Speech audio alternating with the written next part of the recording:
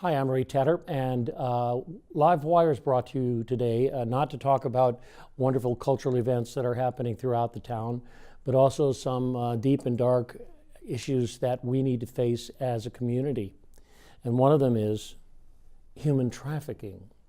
With me is Dr. Brian Gladden, who is with the Rotarian Club, and he's also a consultant in town, and you are working with this new project at the Rotary Club, and it's important that a lot of people think that the Rotary Club are a bunch of old men sitting around talking. Is that true? In some clubs it is true, Oh, okay. but not in every club. Okay. It's a good question. So hopefully I don't look like the normal old white guy in the clubs. Yeah. And that is one of the image problems of Rotary, try and get younger. Yeah. But Rotary is 1.2 million Rotarians around the world, 34,000 clubs. It's the most powerful business service organization in the world. And proof of that is we're this close to eradicating polio. So the power of those connections between those Rotarians, financial, logistical, religious, cultural, political, all come together to kind of form that fabric where you can eliminate something like polio, which would be the second disease ever, besides smallpox. Yes. So we have basically taken on locally this global fight of trafficking to say, how can we show the world what can be done to help prevent trafficking that is a global issue at a local level? And so that is our goal. So if you, folks out there, if you Google the words human trafficking Sacramento, you'll be shocked. And I'm going to read you what will come up. Attempted kidnapping of girl stokes human trafficking fears in Sacramento. Sacramento man arrested in Ventura for human trafficking. Sacramento man gets life for buying Filipino children. Sacramento youth soccer coach suspected of pimping teens. They received 3,500 calls back in 2016, and then it's probably much, much more, don't you think? Yeah, hopefully it's probably quadruple, if not 10x that now, and we're hoping to help combat that and even raise awareness. So we'd like to see the calls even go up farther with our campaign, which means it's working, which means the public actually is saying and doing something about it. I see. Okay, that's important. It really is. So, what is human trafficking? I mean, most people think about, okay, well, I mean, there's selling human beings. Mm-hmm. This is a great place to start, what it is, because I was one of those 90+%, probably 99% of us and the citizens out in the community that have a misconception of what it is. And I am not the expert, but I've become close to an expert, being educated on this for the last 2.5 years by all the key stakeholders. So the FBI, the police department, district attorney, probation, all of the great nonprofits in our community in Sacramento who work on victim services. So they all came to us and explained to us what trafficking was. Sex and labor are the two components of trafficking.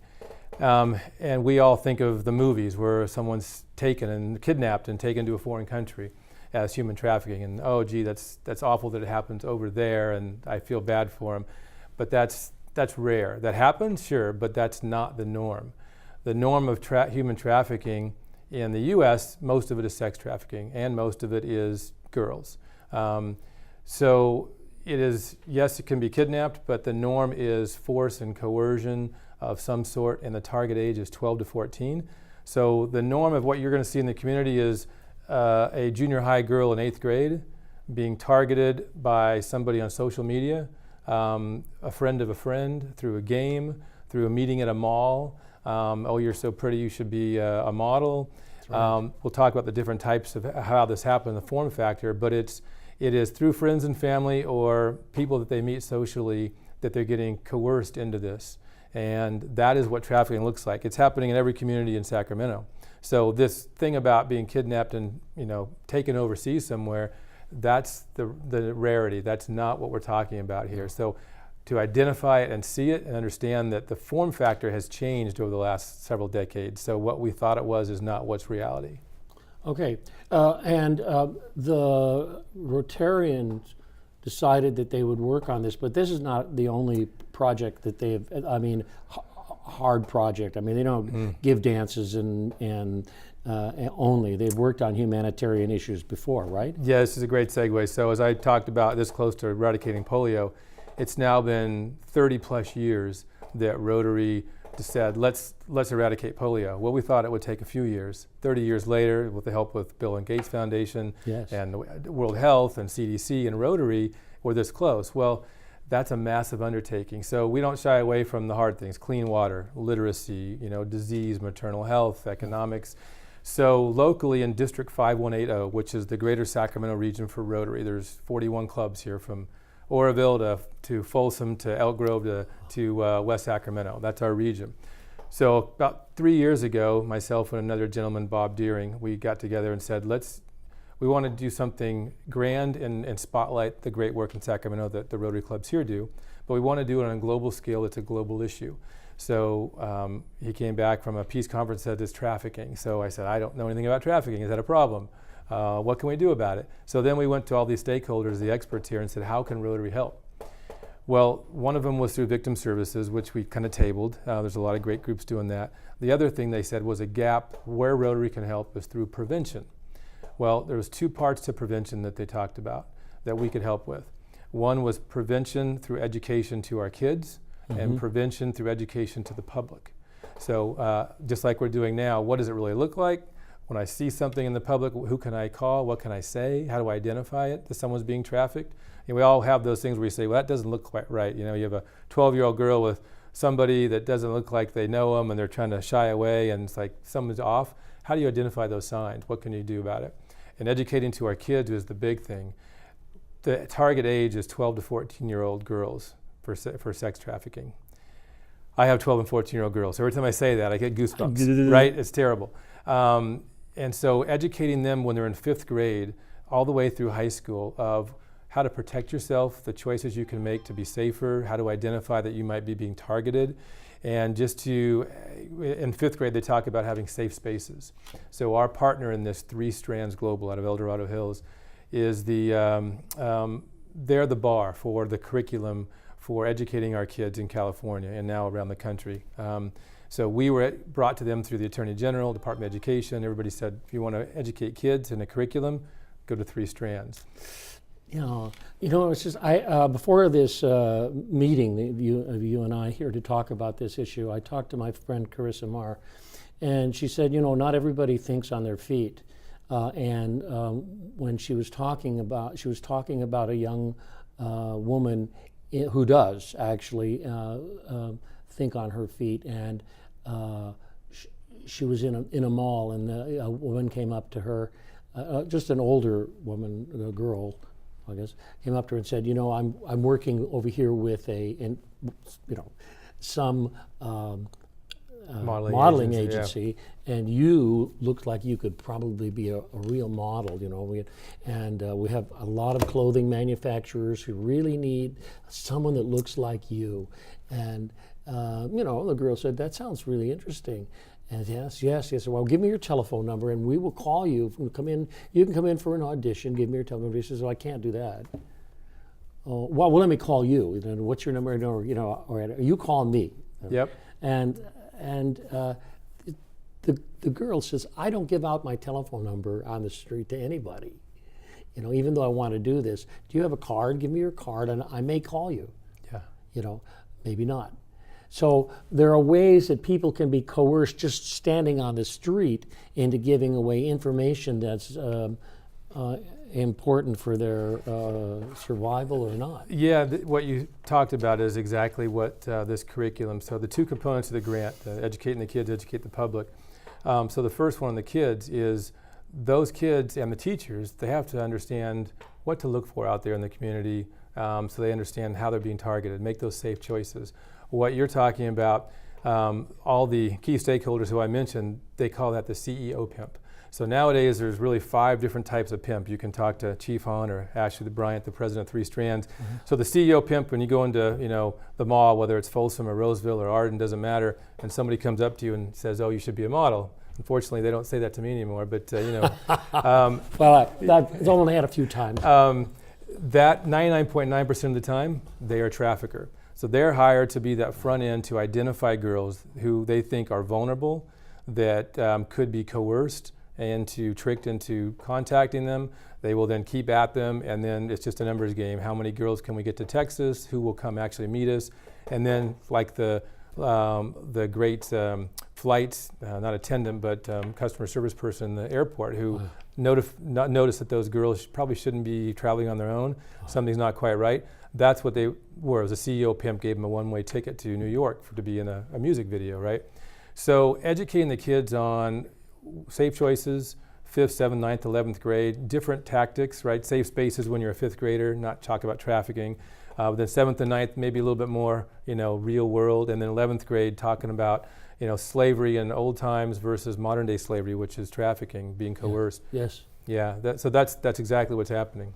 So the plan of action is to get to the teachers, to get to the students in certain grade levels.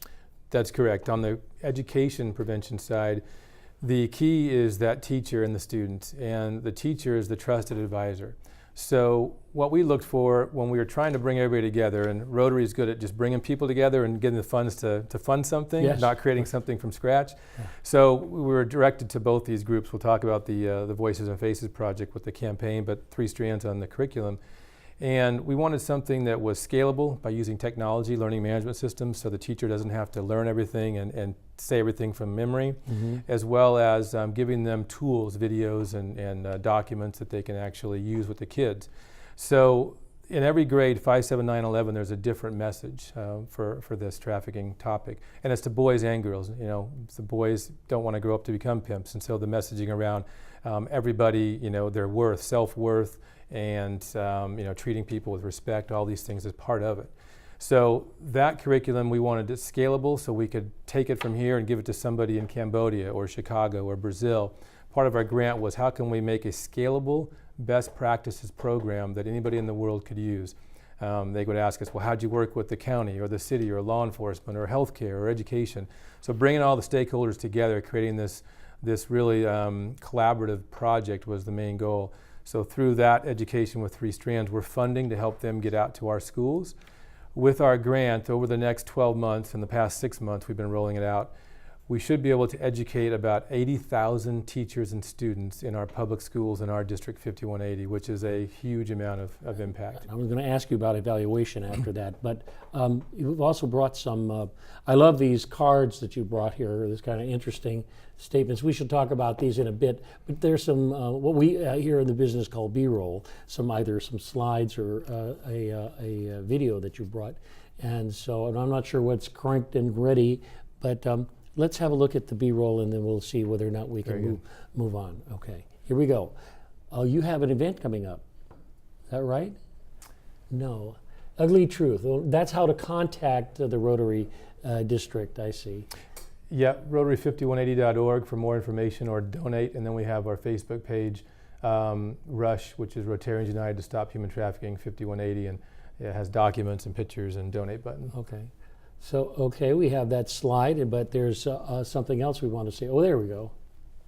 DA's office announced really what I would call an unprecedented regional task force that was designed and will continue to do what it is designed to do, which is to end human trafficking in our region. It joined together approximately 30 partnerships, partner agencies, community organizations, working together to not just end human trafficking, but to rescue victims. That joining became and is known as Sacramento Together. We're absolutely dedicated to enforcing people that victimize the youngest folks in our community, but that alone is not going to solve this. that alone is not going to prevent a young girl tomorrow from being drug into this horrible crime and being victimized for years to come. We have to have organizations like Rotary, and I'm especially thankful for Rotary because they have a long, long history, as you've heard a few examples of doing whatever it takes to help our communities thrive. We're back, and I'm with Dr. Brian Gladden, and we're talking about the issue of Rotary's new project, The Ugly Truth, Human Trafficking, and what we're going to be doing about it. Yeah, so there was a great clip there from our event last week, and you saw District Attorney Anne Marie Schubert and Chief Daniel Hahn.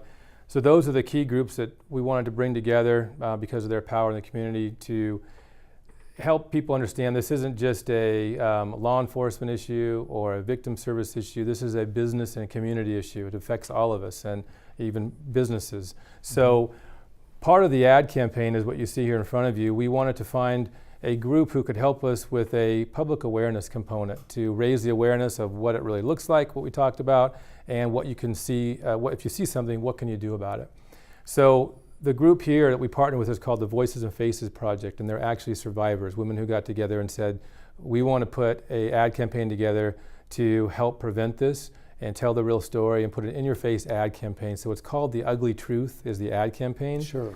And so they did it in 4 other cities, Chicago, DC, San Francisco, and San Diego, and Sacramento now is the 5th city.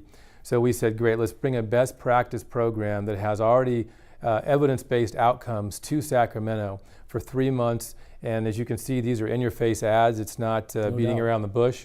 And the part of it that's interesting is you don't see some of these on the bottom, but it's the ugly truth because these are the myth. And then in some of the ads in the very bottom, you'll see the truth. So if you're at a bus stop where you have longer to read these, better than a billboard you're passing by, it might say, you know, it's the girlfriend experience. And then on the bottom, the myth is no, most of the time those girls are forced into it by domestic violence or fraud or coercion or drugs that they don't want to be into it. And so you're contributing to someone else's pain. So the messages are pretty in your face. We have them on light rail, the buses downtown, billboards, street furniture, bus stops. So hopefully people will see this and stop and kind of take back and then look at the myth, and even has the National Human Trafficking Hotline phone number so they can actually say something. San Diego, when you asked about evidence-based outcomes, what are the positive things that come of this? San Diego had a 26% increase in people calling in reporting something, which resulted in more arrests. That's a huge spike. We're hoping to see that here in Sacramento. The other thing was in Chicago, the first city where the group's from, 3 new laws were passed for harder sentences. So you're seeing people doing something, you're seeing law enforcement having harder sentences. So we're hopeful that people like Anne Marie and Chief Hahn, Chief Newman, who was up there on the stage, that will have a big impact. Yeah, it's nice to see that the entire kind of panel play of potential players support this as a project to bring about awareness. So that's all good.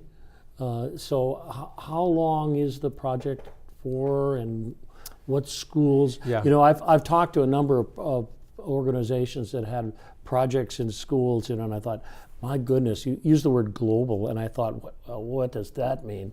But I get it now, in that it's part of a devolving process or evolving process of reaching out into other countries and with this data. Yeah. So our scope of our project is the Greater Sacramento region, as I had mentioned. We call it District 5180.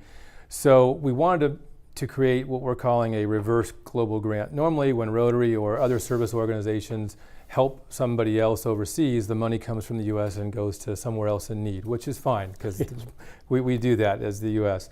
But we wanted to create a campaign and program where other countries and Rotary clubs helped fund Sacramento. Because it's a global issue, they have a vested interest to create something to just help mankind in general. So we got money to actually create a global grant, international grant, for Sacramento.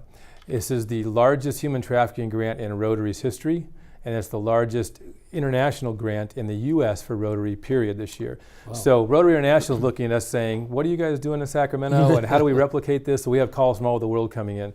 And our goal is to educate as many kids as we can here in our region, public schools first. And really it's a stake in the ground saying, we know we can't educate everybody, but this project year one hopefully will raise the tide for all boats. The people will jump in, get involved. Corporations will come in with private financing to continue this for next year and the year after and the year after, so it can become more sustainable. Now these groups are doing these things on their own, like Voices Faces or Three Strands Global. So if Rotary can be involved to help raise awareness, we can continue the funding of this, and every year educate more kids, maybe do more campaigns in Spanish or in other different languages. We have one ad and a couple ads in Spanish now. But that's the goal, is just put a stake in the ground year one, raise that awareness for everybody, and hopefully help all stakeholders and all parties. Yeah,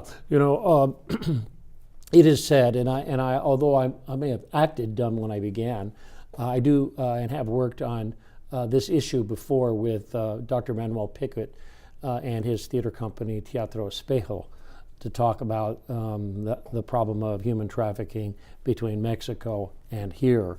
They come here and they're here overnight from some small town in Mexico that there's been a kidnap, or it be part of the organized crime system in Mexico, which is enormous, and what to do here. And I find that the statement is over and over again in the last 5 years that Sacramento is indeed like a major hub. Is that true? It is true. You'll get different statistics when you ask different people. Ranking it number 1, 2, 10, that's difficult to do because it's always changing. And but it is a hub. California is the worst offender of human trafficking in the U.S. Sacramento is one of the worst offenders in California, so it's definitely top 10 in the U.S. And why is that? And it's really logistical is the main reason. So you have I-5 north and south, you got I-80 east and west. You could get anywhere from coast to coast quickly on 80, and you can get to Canada and Mexico on I-5, so people meet here a lot. It's happening here in every community, and it's not just girls being kidnapped and taken somewhere else. It's just moved around within our communities or to the Bay Area and back. So most of them are still staying here on U.S. soil and usually in California, just taken to different communities. Wow. You have some slides that you brought. I think we'll take a quick look at those and see if they can enlighten us upon the movement of this here. So here's some slides for us to look at on human trafficking. Okay, here we go. This is your some of your folks. It's nice to see a couple of women there. The Rotary Club has women working in it. Absolutely. So one of them is watching us right now. Yes, Desiree Wilson, a great Rotarian. So it was great here to have Chief Hahn, and then on my right on the video or the screen, Anne Marie, our district attorney, and Ashley Bryant. And there's again Chief Hahn. So getting all the stakeholders involved to speak at the event last Tuesday at the West Steps of the Capitol was great. There's an example of the Spanish ad. So we only have so much funding, so we couldn't do as many ads as we want in Spanish. So we're hoping again, this is just that stake in the ground, for the initial phase. Right. That's good. It's a good step forward. And that's the inside of the buses downtown. So as people are sitting there, it's hopefully resonating, and they can call and jot down the number. And street furniture. So as you see on the bottom there on the white, that's the truth. So you get the big bold black in your face, oh, it's not in Sacramento. But then on the white, as you're standing there waiting for the bus, you read that, according to the FBI, there's people being trafficked every day in our community. What does that look like? So you got to change the form factor of what it looks like. FBI has a major office here. Yeah, right outside, actually near my house in Roseville is the new one. So we've met a few times, some of our folks with them, and keep gathering information. And one of the things you talked about, asked earlier about outcomes, and really why Sacramento is viewed as a hotbed. Well, one of the things that's being done in Sacramento that's unique, there's only a few counties in California that are really making this aware and identifying that this is an issue and are acknowledging it. So until you acknowledge that a problem exists, you're not going to do things to deter it, and you're not going to measure that. And if you can't measure it, you can't manage it. That's it. So a lot of counties just say, no, it's not a problem here. Well, Sacramento, San Diego, Alameda are kind of leading counties. So I got to give kudos to all the people like the district attorney's office and CPS and probation and law enforcement who said, let's get together and work on this because as you talked about gangs in Mexico, as a business person and somebody who strategy and business models is my background, well, the gangs now have become involved because they're seeing this as a reoccurring business model. So no longer do they have to sell drugs and guns. That's an inventory I've got to replenish. I can now have a girl, it's 12 years old, and I can sell her over and over and over. And it's a softer crime than drugs or guns, according to law enforcement. So it's harder to prosecute, it's reoccurring revenue, so it's a really interesting way this is evolving. So we've got about 3 minutes left, and I think I want to make sure that we cover all the topics of, that are important. So I'm watching this right now. I'm out in television land, and what can I do to help the Rotary Club make sure that my daughter in 7th grade learns the techniques and tricks to these goons or goonesses keep their hands off.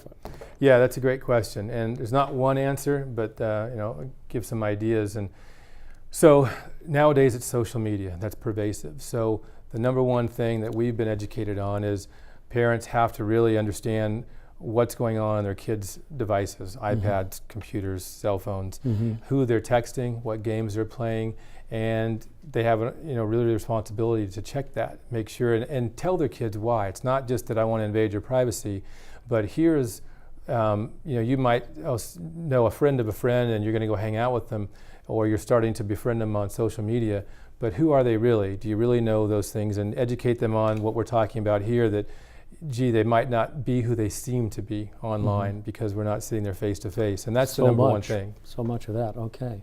Good. Well, I think if people are interested, they could also contact the Rotary on Facebook and donate money.